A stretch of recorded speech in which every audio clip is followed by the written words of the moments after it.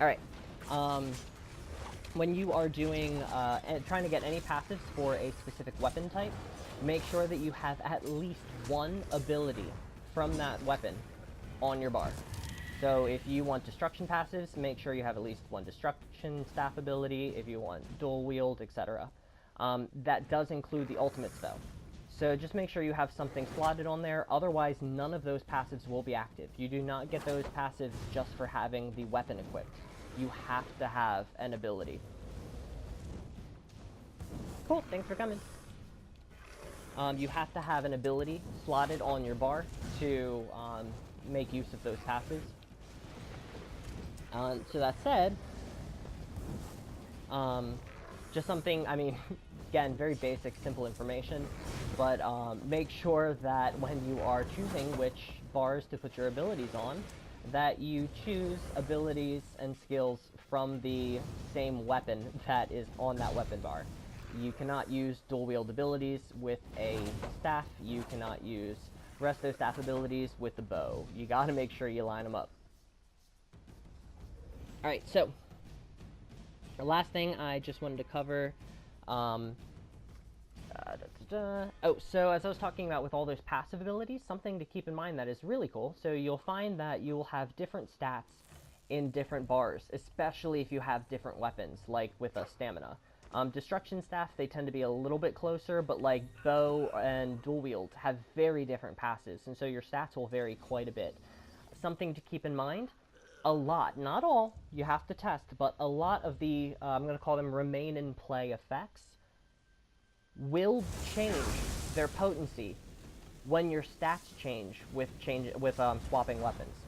So for example, I have slightly more magicka in my front bar because I have inner fire slotted on my front bar.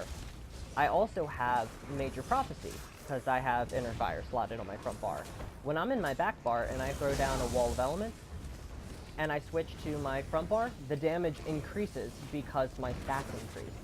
Not every single remains in play ability does this. Most of them do. It's important to test them, but that's also something important to keep in mind when you do your layouts. You generally want your front bar to be your more potent stat weapon set, and your back bar to be the less potent stat weapon set. And make sure that you pump a lot of your remains in play abilities, like basic buffs and damage over time, on your back bar, so that you can switch to your front bar and spend most of your time in your front bar making use of those higher stats and all of those additional damage and potency increases on all of those remains in play effects. And the last thing, very quickly, I just wanted to cover, is rotations. So, one thing that's very important as DPS is not just getting great damage, but making sure that you lay out your abilities on your bars in such a way that it's easy to remember, that has easy muscle memory, that simplifies your rotations, because you need to know your rotation like the back of your hand. If it's overly complicated, you're going to have to be looking down and being excessively focused on what buttons you're pressing, and you're going to miss all the action that's going on up top. And once you get into harder content, that pretty much means you're going to be dead a lot, and you don't want to be dead a lot. So it's really important that when you're parsing here that you don't forget about simplification, about muscle memory, about survivability. Don't fall into that trap of just pushing for the highest possible parse you can get on an inanimate dummy that's not attacking you back. It's not realistic. So make sure you're still considering how easy your rotation actually is to manage. So, for example, with this particular build, that is exactly what I've done with this sorcerer. I've made an incredibly simple build. I have two pets, both of which do damage over time, and I literally don't even have to tell them to do anything. They will attack what they attack. The only thing I have to do is heavy attack to tell them which enemy to go for. That's it. So I have two dots that I literally don't have to cast. It's awesome. Now, in addition to that, I have 4 abilities that literally all have approximately the same cooldown.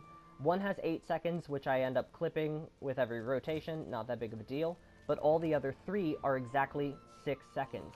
So I made a 6-second rotation where I literally just used those 4 abilities in a row over and over with a heavy attack. It lasts almost exactly 6 seconds. I could do it with my eyes closed. So, I shall show you. Volatile Familiar, Daedric Prey, and Heavy Attack. Familiar, Daedric Prey, Wall, Lightning, Heavy Attack.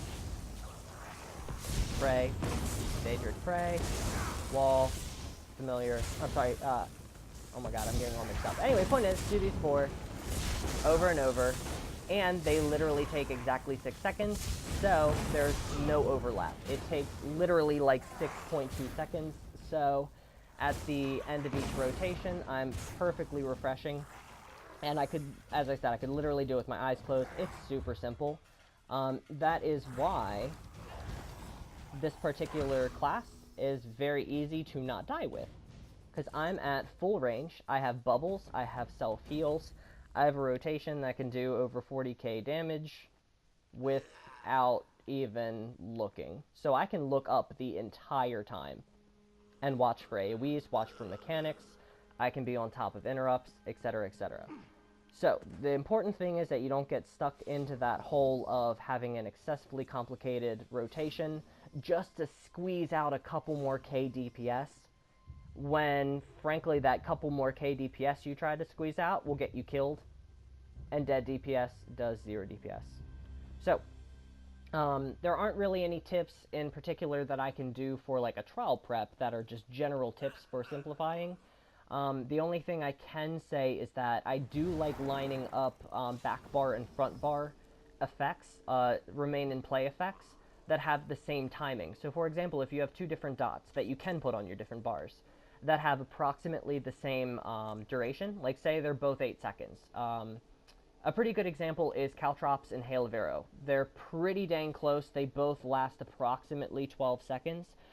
I might put them both on circle, one on the front, one on the back bar, so that I can just refresh one back to back while swapping weapons.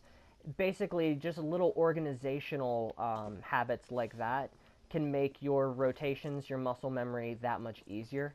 And it's important to make those changes now while your enemy isn't attacking you, but with the thought in mind that there will be mechanics and there will be attacks made against you, that you want to be able to be focused on them, not on what buttons you're pressing.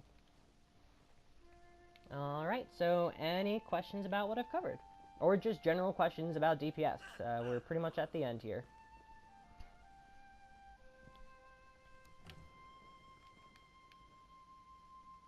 Alright. Good stuff. Do either of you have any questions about your personal specs, your rotations, gear advice, anything like that? Actually, yeah, one. So I think I just did the math, and I think I do have over-penetration, and I have the lover on this. What's a good other Mundus to go switch to? So you are Magicka, is that correct? Yeah, Magicka. Okay, so you're currently using Lover, so yeah, so you're over-penetrating a bit. Let's see, could you pull up your character stats and give me the rundown on your spell and your crit chance? Your spell damage and your crit chance. Should I drink my food first? Will that affect it? Food won't affect it, but your potions technically will. Alright, should I pop a potion and tell you? Yes. So you said spell damage and spell crit? Yep. Spell damage 1651, spell crit 42.6. Okay, your spell damage is quite low, but what sets are you running? Silks of the Sun, Burning Spell Weave, Grothtars. Oh, okay, so with Silks of the Sun and Burning Spell Weave, you're going to have a significant buff in spell damage once you're actively rolling. So that 1600 is actually going to bump up, what, 400 and then like another 500 or so? So that's actually going to be closer to 2500 actively. Okay. So I would probably suggest, with 2500-ish, I'd probably suggest crit chance for your Mundus. Okay. Which one's that? Do you know? I can Google it if not. I want to say Thief, but I'm not 100% sure. Alright. Supreme has all of them at his primary residence. You can just go there and just figure it out. Yep. Yep, Thief is critical strike chance, so I'll be doing that soon. Yeah, so as I said, so you're only a little over 40. Now, Magicka do tend to be a little bit less than Stamina DPS, but still 40 is not low, like as in it's too low, but it's low enough. Passable. It's low enough. Well, it's not about meeting a requirement. It is just that it is so low that a flat amount of, like say 10% crit chance increase will give you a lot more than an equivalent increase in spell damage, or an equivalent increase in Magicka. Do you see what I'm saying? Yeah. So, because it is on the lower end, crit chance will probably give you the most overall damage. Cool. Alright, any other questions?